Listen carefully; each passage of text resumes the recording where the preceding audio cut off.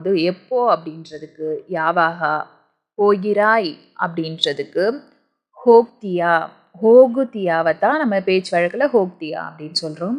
நீ ஆஃபீஸ்க்கு எப்போ போகிற அப்படின்னு கேட்போம் இல்லைங்களா, அதுக்கு நீ ஆஃபீஸ்க்கு எப்போ போகிற அப்படின்றதுக்கு நீன்றதுக்கு நீனும், ஆஃபீஸ்க்குன்றதுக்கு ஆஃபீஸ்க்கே இல்லைன்னா ஆஃபீஸ்கே ரெண்டும் யூஸ் பண்ணலாம். எப்போன்றதுக்கு யாவாகா, போகிறாயின்றதுக்கு ஹோக்தியா.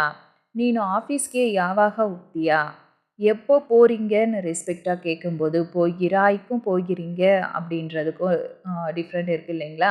ஸோ யாவாக ஓக்திரா, ஹோக்திரானா போகிறீங்கன்னு ரெஸ்பெக்டாக கேட்குறது, ஹோக்தியானா போகிற அப்படின்னுட்டு ரெஸ்பெக்ட் இல்லாமல் நம்ம சேம் ஏஜ் குரூப் கூட கேட்குறது.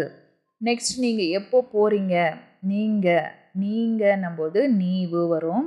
நீவு யாவாக ஹோக்திரா, யாவாகான்றது யாவாக் அப்படின்னு சொல்லலாம். நீவு யாவாக ஹோக்திரா